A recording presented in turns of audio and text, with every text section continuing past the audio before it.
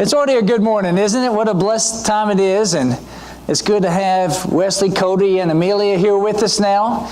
And whether back in the cry room or it's going to be exciting to see them grow up. And we are completely blessed here as a church family. And I'm really hit with being blessed. As I was getting ready for my lesson today on Job, been reading and thinking a lot about Job the last 3 or 4 days.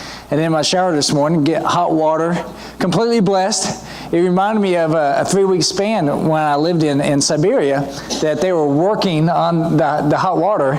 So for 3 weeks, there was no hot water. And we don't have hot water in Siberia. The cold water is really cold. It comes out in ice. And I was just thinking about this morning. I was thinking about what Job had to go through, and we always need to understand and remember the great blessings that we have. That helps us so much. One of the great blessings that we have is that we have a children's education ministry, and this is what's back here right now. And that's a good list of all the teachers that we need, but there's too many blanks there that don't have names on them. And so if you go back there and see where you could teach, go back there. John and Deirdre will be back there right after church to help you fill your name in. If you have bad handwriting, they will help you. They'll write your name in. And if we don't see you, we might write your name in anyways. And so, also right after church, Becky Woodward's going to be in the back here to help the ladies sign up for the brushes and brunch, right, to do a painting. Becky, she's not back yet, but Becky's going to be doing that. Also, Ben wanted me to remind you, men, that we're going to be having our lunch tomorrow at the Indian place at 12 tomorrow, so that'd be good. So, without further ado, I want to talk about Job and his struggle. We finished reading Job last week in our daily reading as we're reading through the Bible this year, and there's so much here. Of course, I can't even in especially in a shortened sermon, I can't cover everything that's in Job. So I'm going to hit on some of these highlights and really try to hit home some of the main thoughts that I think we need to learn from Job and take home with us. First of all, verse 1. There was a man in the land of Uz. Sounds familiar, doesn't it? Like a movie that was started this way. There was a man in the land of Uz whose name was Job. And that man was blameless, upright, fearing God, and turning away from evil. Now it's interesting when you think about Job, you notice it's right before Psalms. So like I've said before, the Bible, we don't have the Bible in chronological order. And so a lot of people think that Job was probably written down or started being passed down by about 2000 BC. And just to let you know, Abraham lived about 2000 BC.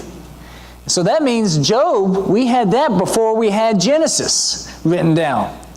And so Job is thought as being the first really book that is part of our Bible, even though it's much later.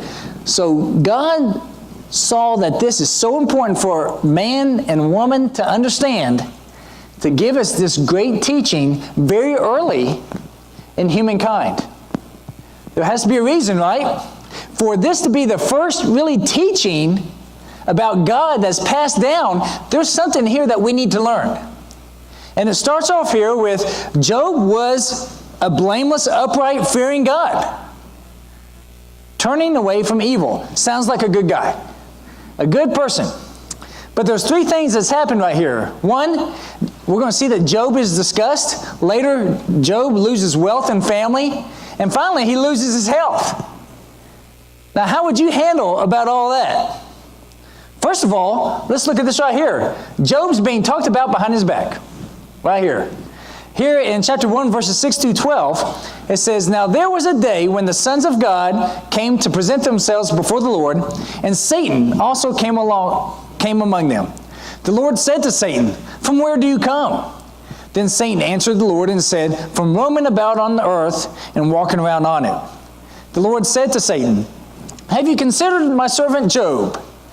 Now I have to pause there.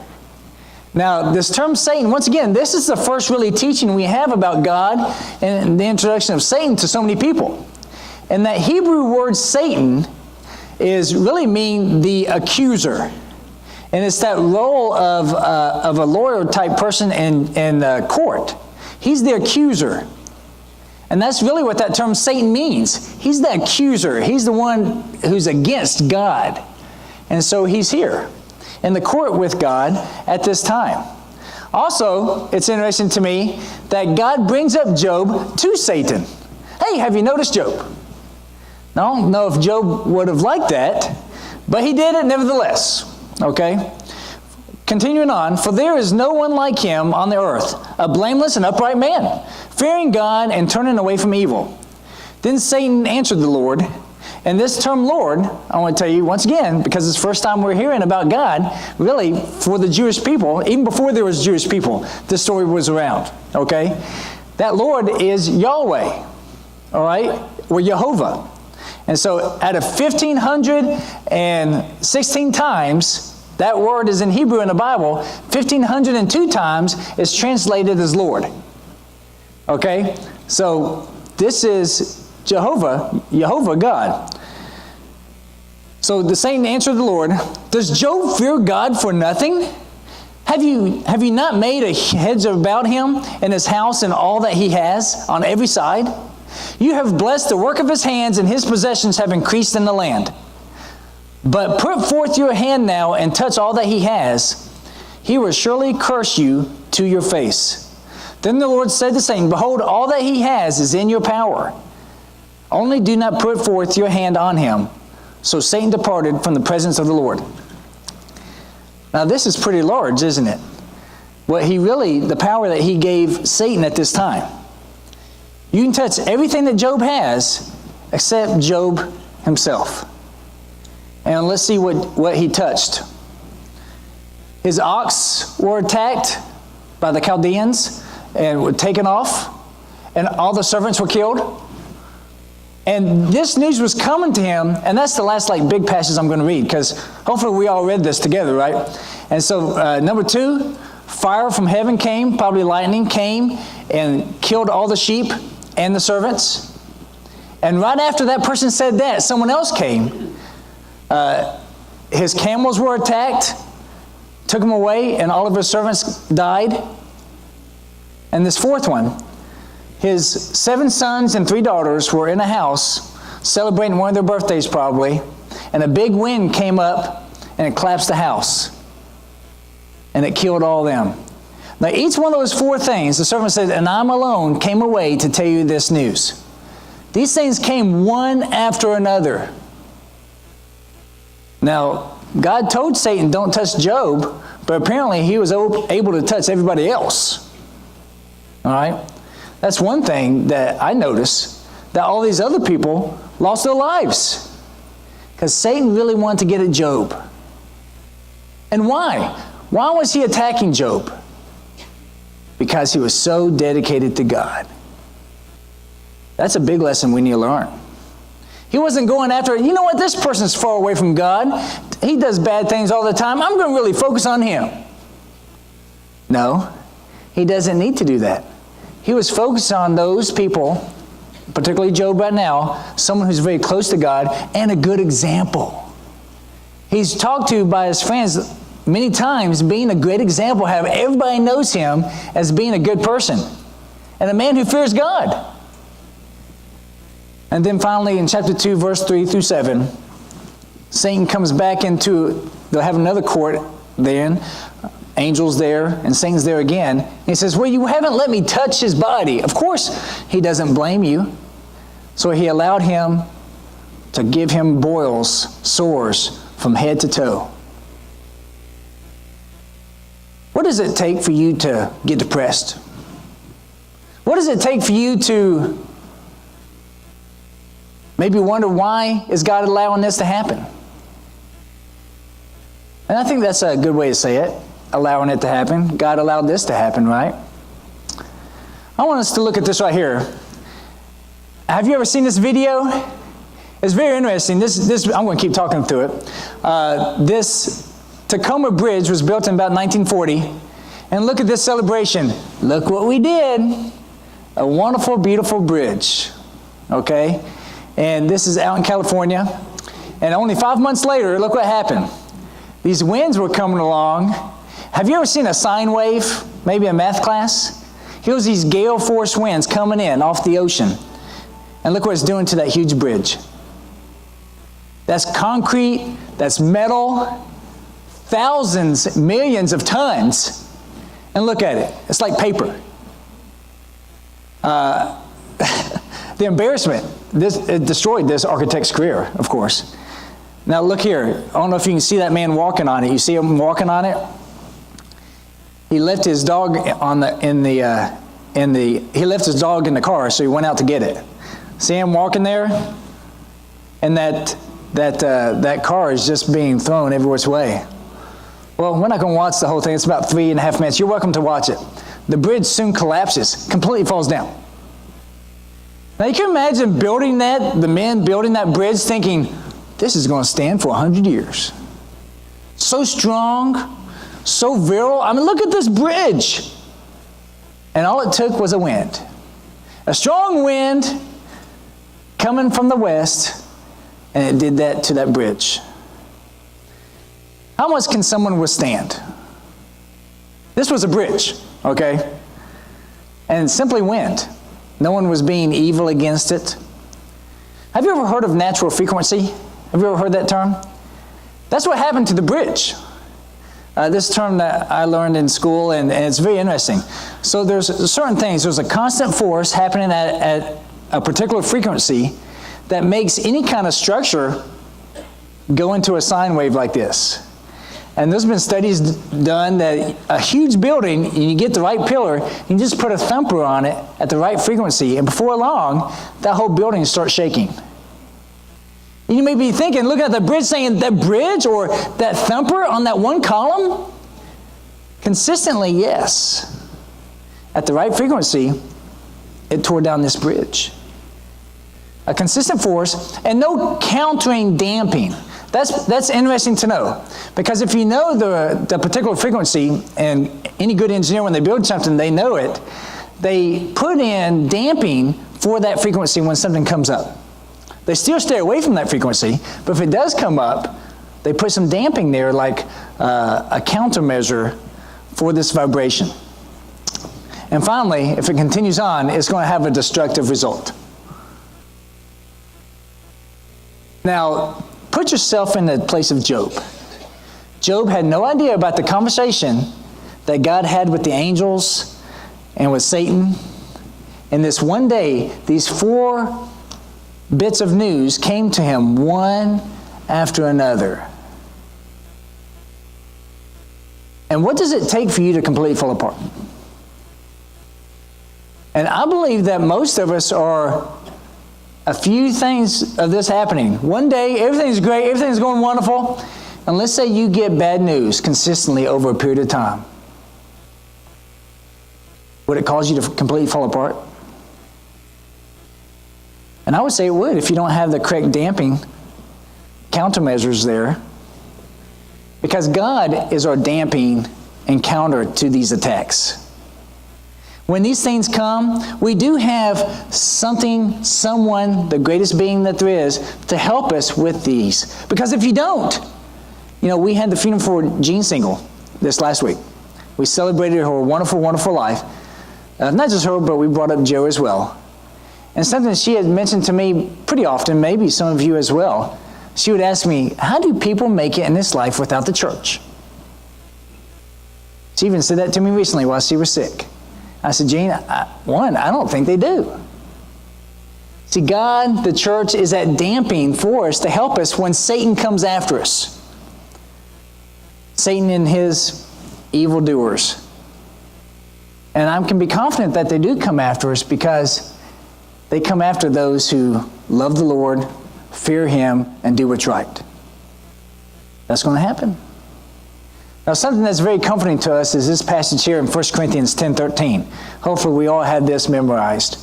So no temptation has overtaken you, but such is common to man. And God is faithful, who will not allow you to be tempted beyond what you are able.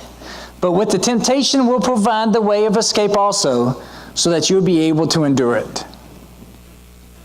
Now we have to put our faith in this. We have to put our faith that God will not allow us to be tempted more than we can withstand.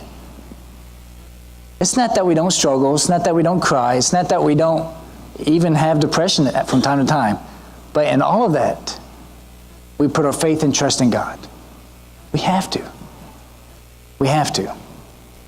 So I want to look here about Job's dialogue with friends, because this is really the bulk of the book.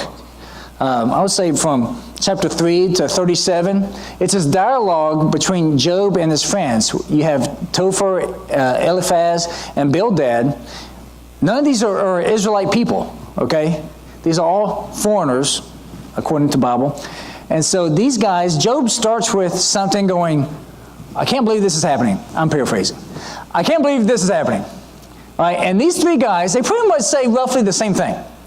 And one of them would say something, Topher would say something, and then Job would respond, then Eliphaz, then Job, then Bildad, then Job. So it's very interesting. And this is great wisdom that comes out, especially if you're thinking about this has happened about 2000 BC. All right? Now, the best thing they did was this right here.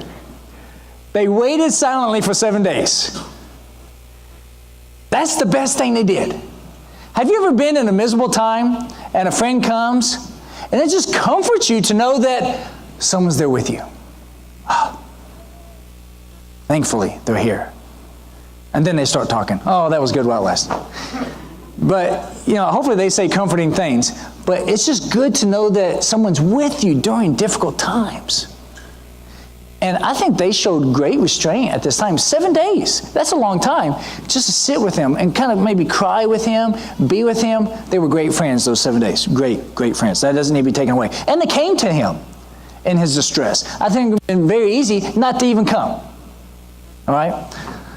But they all pretty much said Job is being punished for wrongdoing. They all pretty much say that same thing in very eloquent, poetic ways. And Job responds to each one of them, I haven't done anything wrong. He responds to each one of them. Now, these three guys, unknowingly, they add to that natural frequency. All these bad things happen, and people come to you going, hey, doesn't that add to it? I think it does. I know it does. 16, 1 through 4 says, Then Job answered, I have heard many such things. Sorry comforters are you all. I mean, he's getting more brazen with each comeback. Is there no limit to windy words? Or what plagues you that you answer? I too could speak like you if I were in your place. I could compose words against you and shake my head at you.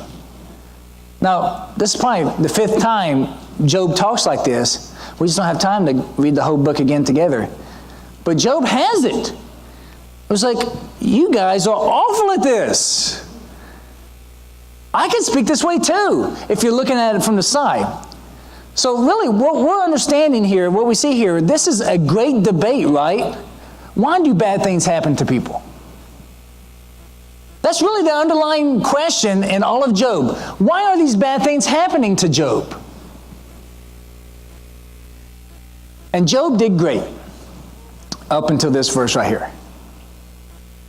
He did wonderful. I commend Job up until this verse right here. Chapter 31, verse 35 says, Oh, that I had one to hear me. Behold, here is my signature. Let the Almighty answer me. And he had said some things before that, but he said, let God answer me. And God responded. But first, it's interesting. We just know those three friends, Topher, Eliphaz, and Bildad. And then here comes this younger man, Elihu. He comes forth, okay, also a foreigner, but he has a Hebrew name. He comes forward, and he says something. We haven't heard from him in the whole book, okay? But when he said this, when Job said this in verse 35 of chapter 31, he spoke up. And he gives a warning. He says, you know what? This could be building your character. And 3, he says, don't accuse God. All right? And we don't hear from Job. Job doesn't give a rebuttal to Elihu. After Elihu, God speaks. Okay? God speaks out of a whirlwind, a tornado, perhaps. We don't know exactly. And the things that he says, I love reading more than once. It's so powerful, the things he says. Once again, this is 2000 BC. How much do we know now? And there's some things that he has spoken here we still don't understand. Can you imagine speaking it then, 2000 BC? Look at this. Then the Lord answered Job out of the storm and said, now gird up your loins like a man. I will ask you, and you instruct me. Will you really annul my judgment? Will you condemn me that you may be justified? Oh, do you have an arm like God? And can you thunder with a voice like his? Adorn yourself with eminence and dignity and clothe yourself with honor and majesty. This is the beginning, by the way. I'm about to question you. And this is right after Job said this, and Elihu said his thing, and here's God. What would you do if you were Job? And there's a certain threads that are true with this, what God says here. One, the universe is vast, and I oversee it all. Nothing goes in this universe and on this earth that I don't see. And it's all so complex that you cannot comprehend it. And really, all you know is your little life. All you know is your few years, and you're going to question me who created everything? And it's beautiful how he brings up people, the Leviathan, the behemoth, perhaps a dragon. He brings up all these things like, I've created all of these. I know how the deer gives birth in the forest. I know why the goat is on top of the mountain. Do you even know those exist? And you question me? Who are you? Oh yes, I made you. And this is some of the deep things that we need to think about.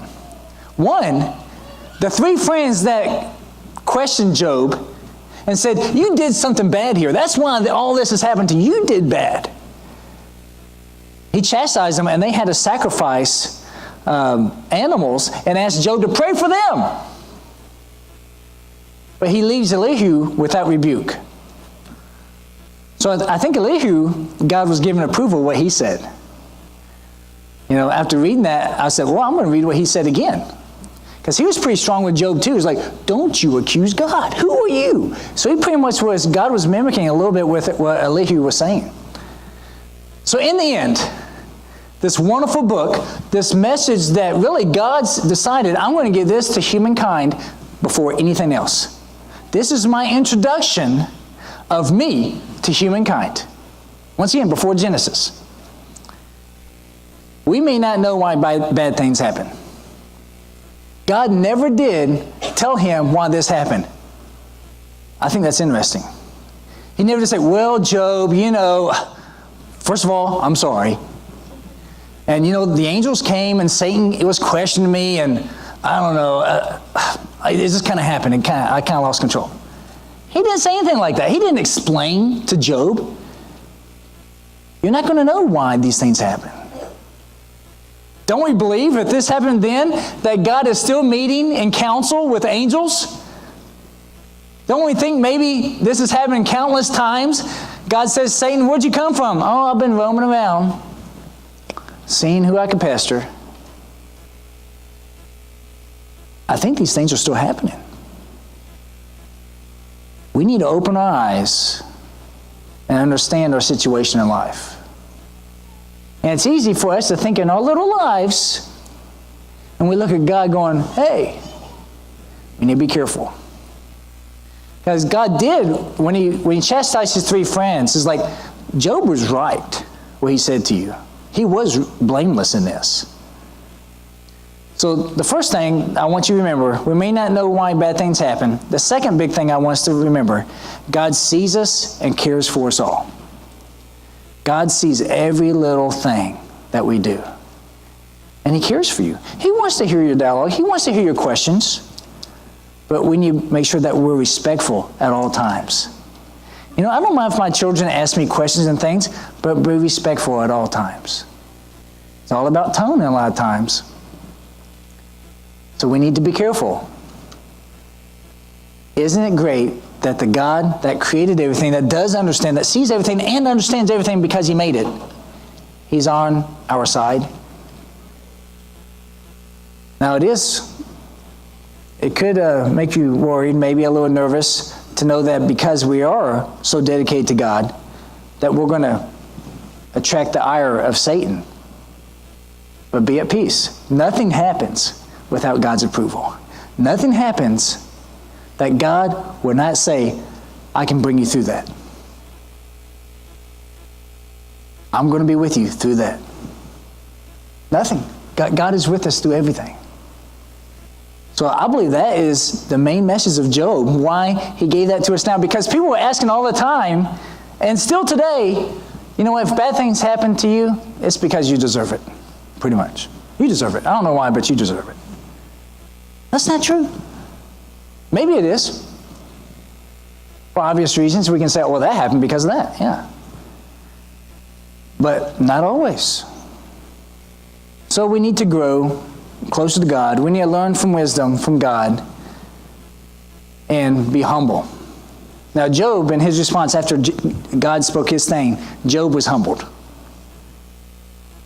We need to remain humble at all times and give ourselves over to God at all times. God is great. Amen. God is wonderful. Amen.